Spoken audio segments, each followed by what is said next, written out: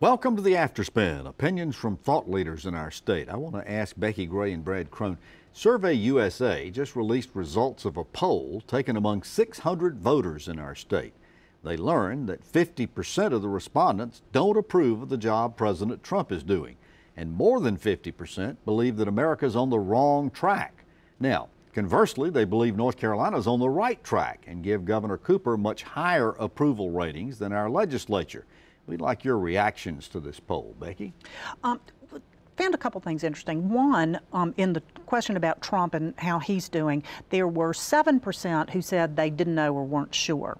But in the Roy Cooper question, there were 24% that said they weren't sure or they didn't know. So they either aren't paying attention to what Roy Cooper's doing, they don't care, or they don't know who he is. How can you not know what Donald Trump, right. I mean, But you know, the difference there. And then for the General Assembly question, it was 34% said they didn't know or weren't sure what the General Assembly was doing. So that was the number that kind of stood out to me more than the approve and disapprove on that particular number. I also thought it was interesting that is North Carolina on the right track? It's up 20 points from when they surveyed that, I think, just 7 months ago. So they may not know what the General Assembly's doing, but the main body that makes decisions about North Carolina's track, they like the direction that the state's going in. Is that a comment on the General Assembly, or is it a comment on the governor, Brad? Well, I think it's a comment on the election process as we go into November and where we're at.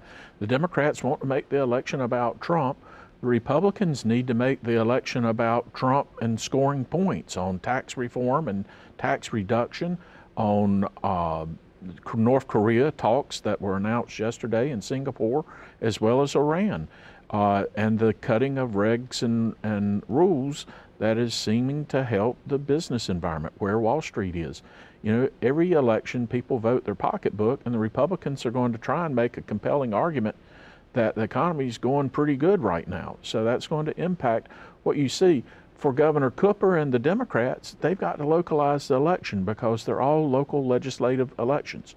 Now, the State Board of Elections campaign finance reports came out and showed that he's going to have $4 million to play with, and they're still raising a lot of money. So for Cooper to become relevant, he has really got to break the supermajority. Yeah, I was getting ready to say in one house or the other, and how's that looking? The House looks more like opportunity for them to do that. On a good night, but he's got to win more seats in the House. Right, exactly. And in the meantime, these decisions that the General Assembly are doing are resonating with voters. Tax cuts, fewer regulations.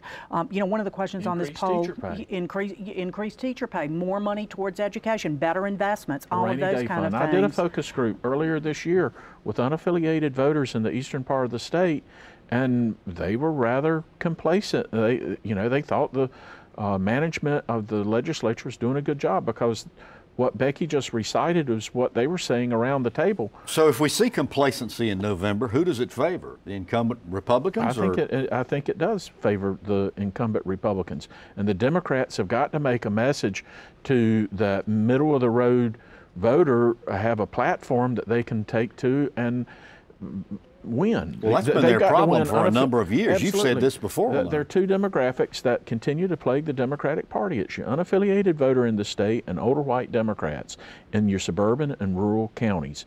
You've got your base energized. You better have a message that helps pull those people over. And whoever does that, Democrat or Republican, will govern the state. But I think one of the big issues is how do you turn out these millennials?